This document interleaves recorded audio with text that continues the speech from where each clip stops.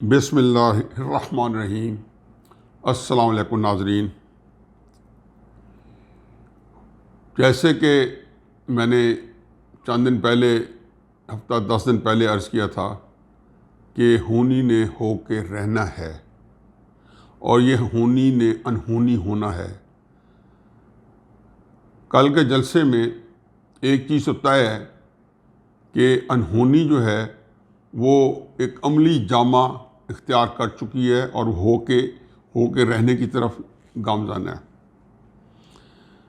کل کے جلسے کے بارے میں اتنا عرض کر چکوں کہ اس سے مجھے کئی ذاتی آسودگیاں ملی، بہت خوشی ہوئی اور کچھ ذاتی مجھے تکلیف ہوئی۔ خوشی مجھے اس بات کی ہوئی کہ میں نے اس کے بارے میں جو اندازہ لگایا تھا کہ جلسہ اپنی دھاک بٹھا جائے گا، جلسہ گجرانوالے کی تاریخ، جو گجرانوالہ مت بھولیں کہ 22 لاکھ کا شہر، مت بھولیں کہ مینار پاکستان پہ جو عمران خان کا جلسہ تھا وہ 30 اکتوبر 2011 کا، اور لاہور 1 کروڑ 30 لاکھ کا شہر، اور تو اس کے بعد جو رش تھا، اور اس رش کے بارے میں ایک بات کیسے چلوں۔ کل ٹی وی پہ ماشاءاللہ ہمارے کئی دانشور دوست جو ٹی وی تک مقید تھے، یا ان کو یہ سہولت تھی کہ وہ ٹی وی سے اپنا بیان جاری کریں، اور جو لوگ اپنے گھروں تک محدود تھے وہ شاید وہیں سے بیٹھ کے اپنے خیالات کے گھوڑے دوڑا رہے تھے۔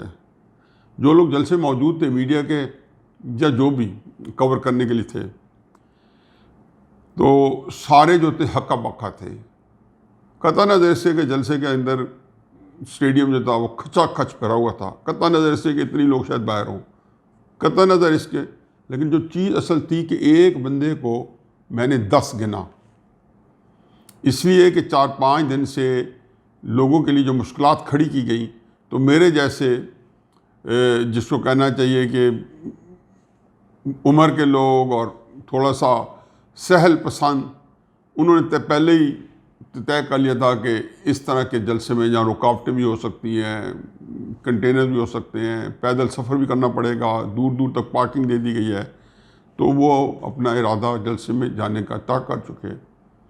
اور پھر الحمدللہ چونکہ فون کی، ٹی وی کی سہولت ہے، ویب سائٹس میں وہ کل تقریباً نواز شریف صاحب کی تقریر پر چوک کر گئی تھیں، اور آج وہی جو ان کی جو تقریر کے کانٹینشیس ایشو ہیں وہ پورے 4 سو پھیلے ہوئے ہیں، اور یہ وائرل ہو رہے ہیں اور یہ ہوتے رہیں گے۔ اس طرح کی اور بہت ساری چیزیں تھیں کہ جس کے بارے میں میرا اندازے تھے کہ اس کی تعداد، اس کی کوالٹی، اور یہ کہ ایک تحریک کا نقطہ آغاز ہے۔ یہ جلسہ آخری جلسہ نہیں ہے، عمران خان کا 30 اکتوبر کا جلسہ پہلا نہیں تھا، ایک پوری کیمپین چلانے کے بعد انہوں نے لاہور میں آ کے 30 اکتوبر 2011 میں جلسہ کیا تھا۔ اب جو چیز اس جلسے میں میری تکلیف کا باعث بنی، وہ بھی وہی باتیں ہیں کہ جو میری سچ ثابت ہوئی۔ کسی نے کان نہیں دھرے، اور طاقت کے اپنے تقاضے ہیں، اور اس کا اپنا نشہ ہے۔ عمران خان صاحب کس مار پہ ہیں، ہماری اسٹیبلشمنٹ کے کیا ارادے ہیں، کیا انہوں نے اپنے ذہن پہ سوچ رکھا ہے، اور نواز شریف صاحب جو ہیں وہ الٹیمیٹلی کدھر جا رہے ہیں۔ ایک چیز طے ہے کہ جو کل کے جلسے کے بعد مجھے اب کوئی گمان غالب ہوتا جا رہا ہے کہ پاکستان جو ہے وہ ماورائے آئین جیسے اقدامات جو 70-71 سال میں ہم درجنوں دفعہ دیکھ چکے ہیں، ببانگ دول بھی اور رات کے اندھیروں میں چھپ کے بھی۔ ظاہر میں عمران خان صاحب جیسے، شوکت عزیز جیسے ایسے کٹھ پتلی وزیر اعظم بھی، اور اس کے پیچھے پردہ سیمے کے پیچھے وہی ماورائے آئین کام۔ نواز شریف صاحب کی تقریر پہ بھی تھوڑی بات کروں گا، جیسے شوکت صدیقی صاحب اور جیسے فائز علی عیسیٰ صاحب کو نیزے کی انی پہ بٹھایا ہوا ہے، اور یہ واقعات جو تھے جن کا انہوں نے ذکر بھی کیا۔ یہ جلسہ جو ہے اب وہ چیزیں جو کہ جن کے ارادے کیے گئے تھے وہ ایگزیکیوشن سٹیج میں آ گئی ہیں، اور اس نے عملاً اب جو کل جلسے کے اندر خصوصاً نواز شریف صاحب کی تقریر جو حاصل جلسہ تھا، انہوں نے پورا لاہ عمل دے دیا ہے۔ اب پھر جی کہ جلسے میں بد کلامی کی گئی، بد زبانی کی گئی۔ میرا خیال ہے اس طرح کے جھوٹ نہیں بولنے چاہیے۔ بد زبانی اور بد کلامی ایک لفظ تو بتا دے کہ اس جلسے کے اندر کسی کو گالی دی گئی ہے۔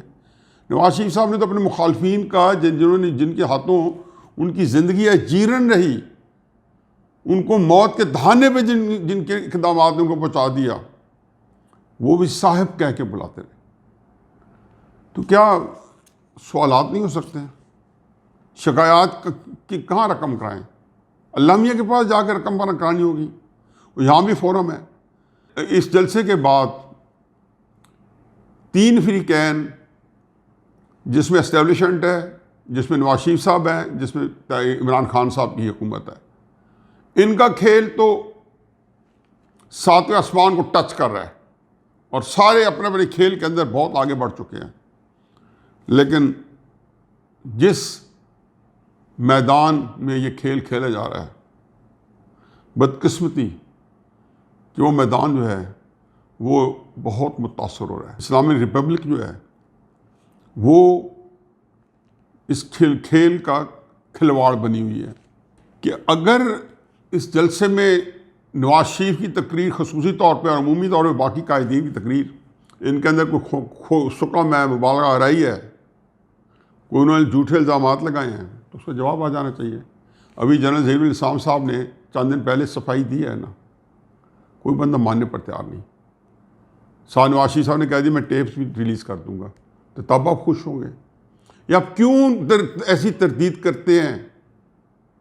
قرآن کہتا ہے مومنوں بات کہتے کیوں ہو جو کرتے نہیں ہو؟ آپ ساری چیزیں کے برخلاف کر رہے ہیں۔ عاصم باجوہ صاحب پہلے آگے اپنی دولت کے یا اپنی کاروبار کی تفصیلات دینے کے لیے صفائی دینے آئے، اور پھر بالآخر ان کو ایک استعفیٰ دینا پڑا۔ لیکن جو استعفیٰ دینا چاہتے سی پیک کے اوپر جہاں پہ اربوں کا فنڈ آنا ہے، تو اس میں انہوں نے پہلو تئی برتی ہے۔ علیحدہ بات ہے کہ سی پیک شاید قانونی طور پہ اپنا ختم ہو جائے، لیکن کیا ہی اچھا ہوتا کہ وہ جو آپ کی نوکری خود بخود تحلیل ہو رہی ہے، وہاں آپ ڈٹ کے استعفیٰ دے کے اپنی ایک مورل ہائی گراؤنڈ کر لیتے ہیں۔ اس جلسے کو میں صرف ایک بات پہ کنکلوڈ کر دیتا ہوں، اور وہ یہ ہے کہ کل کے جلسے کا اعلامیہ ایک ہی ہے کہ نواز شریف صاحب کے بیانیہ کی اونرشپ پاکستان کے عوام، کم از کم وہ لوگ جو نواز شریف صاحب کے ساتھ ہیں، انہیں دل و جان سے قبول کر لیا ہے۔ ان کی تقریر کے ایک ایک لفظ پہ جو بندے وہاں موجود تھے اسٹیڈیم میں، ان سے پوچھیں کہ دنیا کے اندر جو لوگ موجود تھے کتنا ایک فرور تھا اور کتنا جوش اور ولولہ تھا، اور کیسے وہ جواب دیتے تھے کہ پورا اسٹیڈیم دہل جاتا تھا۔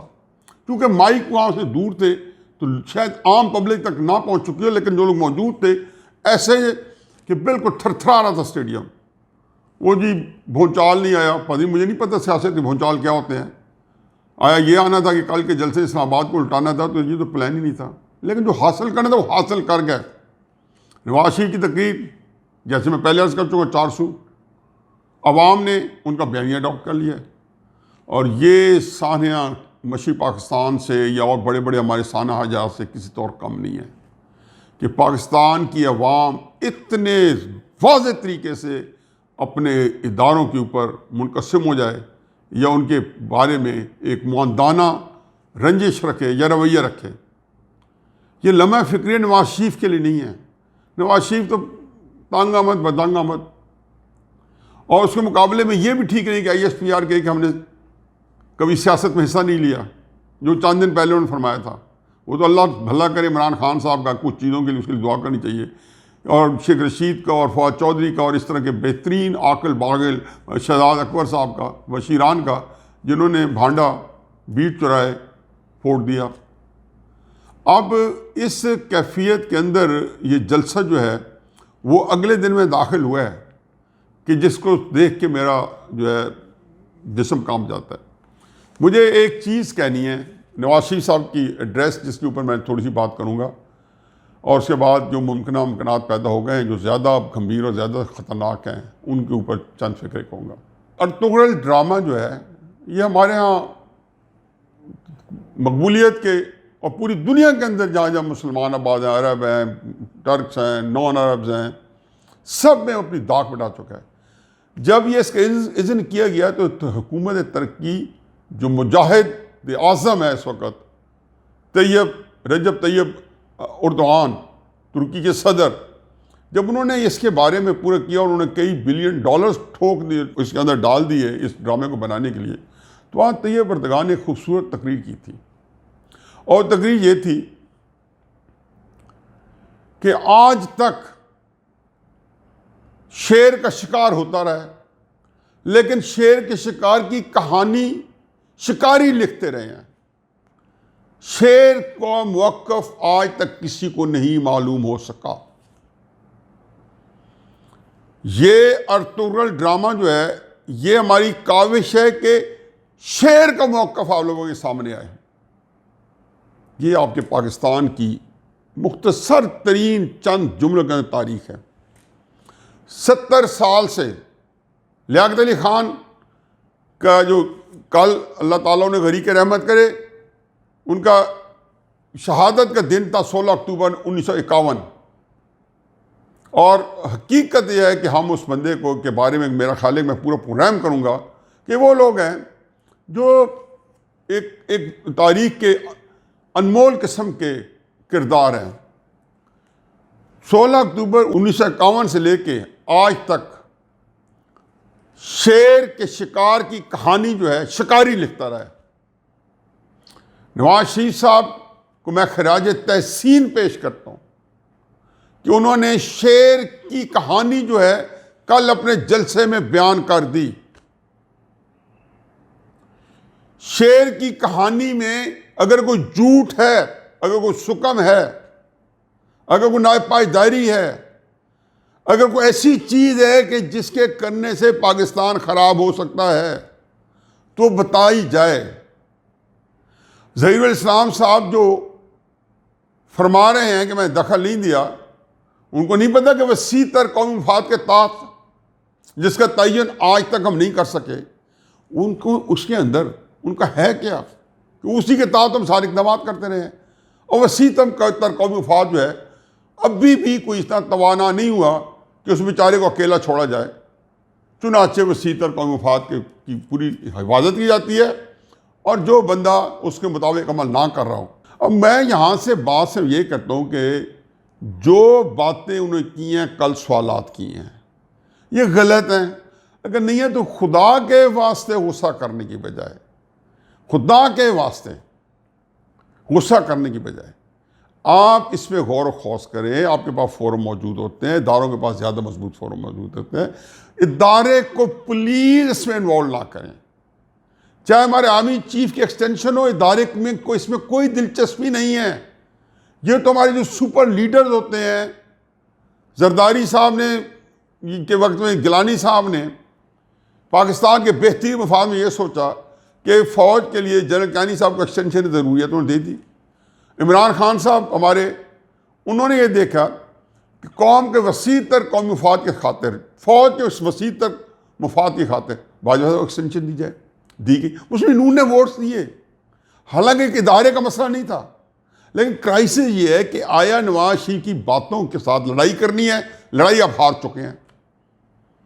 کئی دفعہ کہہ چکا ہوں کہ ایک آؤٹ آف وار جو ہے، میں شور ہوں کہ آپ کی اکیڈمی پی ایم اے کاکولیں پڑھائی جاتی ہوگی، اور ہمارے کئی بیوروکریٹس کی اکیڈمی میں کم از کم پڑھا لکھا پاکستان کا طبقہ، دنیا کا طبقہ، انہیں سنزو کی کتاب جو 3500 سال پہلے کی تھی، آرٹ آف وار، ایک فکرہ، ہر چیز وہاں پہ کوٹیبل کوٹ ہے کہ عوام کے ساتھ پنگا نہ لینا۔ یہ عوام کے ساتھ، وہ جو کہتے تھے نا، میں 500 بندہ کہہ دے گو عمران گو، کل تو پورا پاکستان رور کر رہا تھا کہ گو عمران گو، تو آپ کہانی آپ نے میں اتنا بغیرت نہیں ہوں کہ میں سیٹ نہ چھوڑوں، آپ تو اپنی سیٹ نہیں چھوڑے۔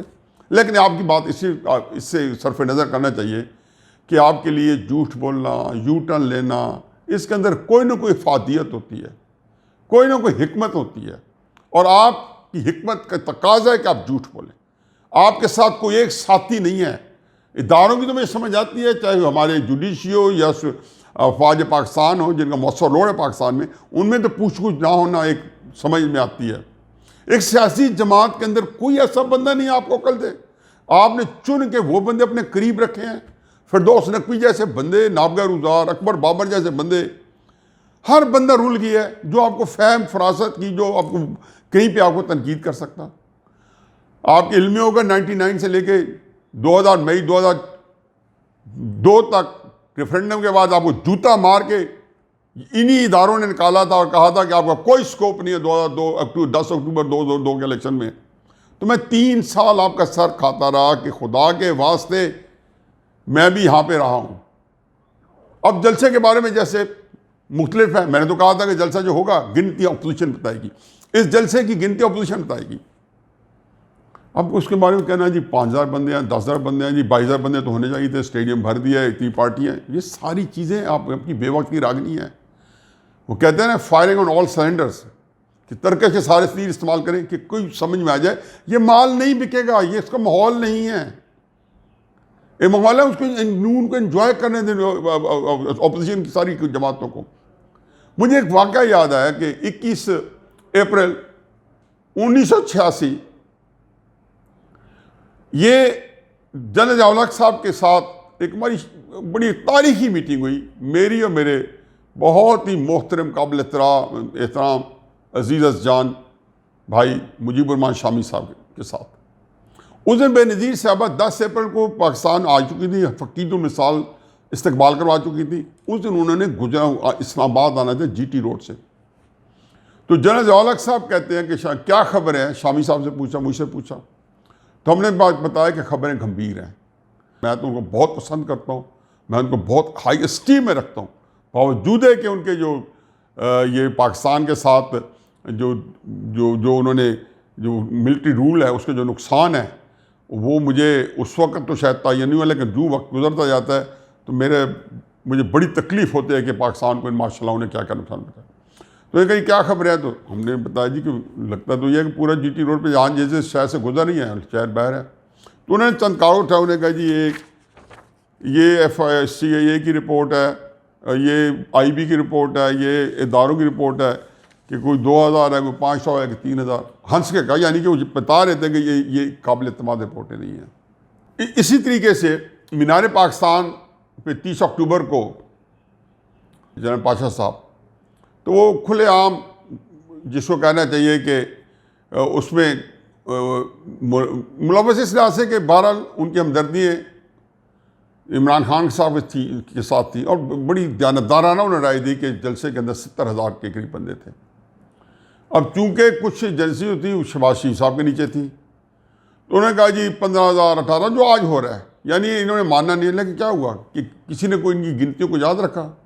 گنتی کون سی یاد رہی کہ 30 اکتوبر کو عمران خان صاحب نے مینار پاکستان میں تاریخی جلسہ کیا۔ مجھے اس کے بعد عمران خان صاحب کا جلسہ جو ہے کوئی ایک دکھا دے، کراچی والے جلسے 25 دسمبر والے کے علاوہ کوئی دکھا دے کہ جاہلوں سے میرا واسطہ نہیں ہے، تو کوئی بتا دے کہ کوئی جلسہ بڑا ہوا ہے۔ چنانچہ یہ جلسہ جو ہے یہ گنتی کے اوپر اب یاد نہیں رکھا جانا، اور میرا فکرہ آخری ہے اس بارے میں، جلسے کے بارے میں، کہ یہ جلسہ جو ہے گنتی کے اوپر یاد نہیں رکھا جائے گا، اس کے نے ایک جو تاریخ رقم کی ہے اس کے بارے میں ہوتا رہے گا کہ جی تاریخی جلسہ ہوا 22 لاکھ کے شہر میں، اتنا بڑا جلسہ جو کسی بھی بڑے شہر کراچی اور لاہور کے ساتھ جو ہے اس کی مسابقت یا مطابقت کی جا سکتی ہے۔ اور نواز شریف صاحب کی تقریر جیسے پہلے بھی بڑی تقریریں تھیں، ہر چیز کا حاصل کلام تھا، یہ ان کی چوتھی بڑی تقریر ہے جو اسی کی کنٹینیوٹی ہے جو انہوں نے APC سے کی تھی، اور 2 تقریباً اپنی پارٹی میٹنگ میں کی اور چوتھی اکیلے۔ اس میں ایک حرف میں اس نے یہ بتایا کہ جو چپ رہے گی زبان خنجر لہو پکارے گا آسی کا۔ لوگ تو پوچھتے ہیں، وہ ایک سی پیک باجوہ صاحب کے اوپر، جنرل آصف باجوہ صاحب کے اوپر اٹیک ہوا، اگلے دن آ گیا کہ دشمن ممالک جو ہیں سی پیک نہیں بننے دیتے، چنانچہ باجوہ صاحب کو جب چیئرمین سی پیک اتھارٹی لگایا گیا تو یہی ہونا تھا۔ کوئی یہ نہیں پوچھ سکتا کہ سی پیک 3 سال بند کس نے کیا ہے؟ نواز شریف نے کیا ہے، جو کہ سی پیک کو کہاں چھوڑ کے گئے تھے؟ کچھ بتا دیں۔ یہ 2.5-3 سال جہاں رزاق داؤد کہتے ہیں کہ ہم جو شیلف کر رہے ہیں، جہاں سارے وزیروں کی گھنگیاں پڑی ہوئی تھی، آپ کو اس وقت امریکہ کے ساتھ اس پاکستان کے خلاف جو سازش تھی اس کو اس طریقے سے معاون تھے کہ آپ کے مفادات بھی یہی تھے کہ سیاسی عدم استحکام لایا جائے۔ چنانچہ امریکہ کی جو خواہشات تھی سی پیک بھی انکارپوریٹ ہوئی۔ اب جی بی پلس جو ہے نا وہ اس لیے کہ جیسے آپ کمزور ہوں گے سیاسی طور پہ، یہاں پہ مزید گڑبڑ ہوگی۔ آپ کو گلگت بلتستان کو صوبہ بنا کے انڈیا کے اقدام کی کو انڈورس بھی کرنا ہوگا۔ کلبھوشن کو وکیل بھی دینے پڑیں گے۔ خود اس وقت وزیر اعظم پاکستان جو ہے کلبھوشن کے وکیل کے طور پہ پیش ہو رہے ہیں اسلام آباد ہائی کورٹ میں۔ وہی کلبھوشن جس کے بارے میں پاکستان نے کتنے خرابیاں نہیں پیدا کی۔ چنانچہ اس وقت جو چیز بہت تکلیف دہ ہے، جس کا میں نے کہا تھا کہ جی کل کے جلسے کے بعد جو مسلم نون نے اور خصوصاً فضل الرحمان نے مجبوری میں یا کسی جو ہے اچھی خواہش کے اوپر یا حالات کو بہتر بنانے کے لیے این آر او دیا تھا اسٹیبلشمنٹ کو، وہ واپس لے لیا گیا ہے۔ اور یہ ایسی چیز تھی کہ جس کو یہ پوری عمر اب اس بات پہ پچھتائیں گے کہ یہ ہم نے این آر او ہم سے کیوں واپس لے لیا گیا، اور جب ہمیں اتنا گھر میں آ کے این آر او ملا، وردی کے اوپر ووٹس ملے۔ خواجہ آصف صاحب تو یہ بھی نہیں کہتے تھے کہ وہ ووٹ چرائے گئے، عزت دو۔ یہ ایک تھوڑا سا پیریڈ آیا تھا خواجہ صاحب میں بھی، اس کیفیت میں آپ کو سارا ملا۔ چنانچہ اب اس کی جو تفصیلات ہیں وہ تو لوگوں کو ازبر ہیں، کیونکہ یہ جو فون ہے اس کے ہر واٹس ایپ گروپ میں نواز شریف صاحب کی تقریر کا وہ حصہ ہی وائرل ہوا ہے جو لوگوں کے ہر جگہ موجود ہے، اور درجنوں کی تعداد میں آ رہے ہیں، جو کہ نیشنل میڈیا پہ تو نہیں دکھایا گیا، لیکن جس میں سب سے زیادہ میرے لیے تکلیف دہ ایشو تھے کہ گالی نہیں دی، اداروں کے خلاف کچھ نہیں کہا، لیکن جو ہے جو کچھ میں بیتی ہے اس میں ان کے جو سوالات ہیں، جو پاکستان میں بیتے ہیں ان کے سوالات ہیں، اس کے جواب ملیں گے۔ 2014 کا دھرنا کیوں کروایا گیا، سیاست ریاست میں کیوں ہوئی، اس کا جواب ملے گا کبھی؟ سی پیک کیوں بند ہوا 3 سال، اس کا جواب ملے گا؟ مانے گولی کے غریب آدمی کیا بیتی، ابھی تو اب مزید دیکھیں۔ میں تو کہہ رہا ہوں کہ انقلاب فرانس کے اثرات نہ پیدا ہوئے، یہ تو شکر گئے کہ اپوزیشن نے تھوڑی لیڈ لی ہے تاکہ کوئی بندہ آپ کے ساتھ بات کرنے والا ہے۔ یہ تو لوگ جس طریقے خود بخود نکل رہے تھے آپ کے اسمبلی کے اندر اتنے دنوں سے تاریخی دھرنے ہو رہے ہیں، تو فیصل واڈا تحریک انصاف والوں نے وہ جوتا جو ہے وہ آ کے ٹیبل پہ رکھ دیا۔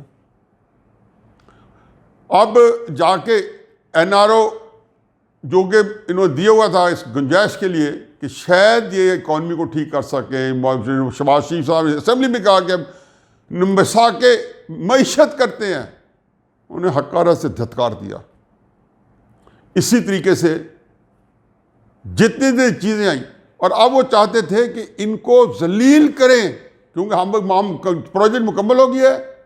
مریم بی بی کو، نواز شریف کو ہم نے سیاست سے باہر کر دیا ہے، شہباز شریف صاحب کو اندر کر دیا ہے، اب ان کو مزید ذلیل کریں۔ یہی کہہ سکتا ہوں نا کہ کوئی فہم و فراست نہیں ہے، اور پھر پاکستان کے لیے کوئی نہیں سوچتا۔ کوئی سوچتا ہوتا تو یہ حالات نہ پیدا ہوتے۔ آج بھی سوچیں، اپنی ذات کے لیے سوچیں، لیکن یہ ذاتیں اس وقت خرچ ہو جائیں گی جب پاکستان جو ہے کسی بہت بڑی دلدل کی ایسی جگہ پہ جائے گا جہاں ابھی تقریباً پہنچا ہوا ہے، بلکہ میں کہتا ہوں گٹے گٹے اندر ہے۔ جب گوڈے گوڈے اندر ہوگا تو تب ہی آپ کہیں گے، اور وہی میں کہتا ہوں کہ 2018 کے میں نے کالم میں لکھا تھا کہ یہی حالات ہوں گے۔ نواز شریف کو بھی آپ بلائیں گے، وہ آ بھی جائیں گے، انہیں آ بھی جانا چاہیے، لیکن میں حلفاً کہتا ہوں نواز شریف صاحب پاکستان کا کچھ نہیں بگاڑ سکتے۔ زرداری صاحب، فضل الرحمان صاحب، سب کے بارے میں آپ کتنے تحفظات ہو، پاکستان کا کچھ نہیں بگاڑ سکتے جس طرف ہم لے کے آئے ہیں۔ ابھی تو ان کو یہ بھی نہیں پتا کہ اسے نکلنا کیسے ہے، کنسنسس نہیں ہوا، کہ ہر بندہ پھر اپنی طاقت میں بیٹھا ہے کہ پی ٹی آئی اور مسلم لیگ یا اپوزیشن کے غصے اور جھگڑے بڑھ جائیں، شاید ہمارا کام بن جائے، ہمارا ناک نف کا دلیا بن جائے۔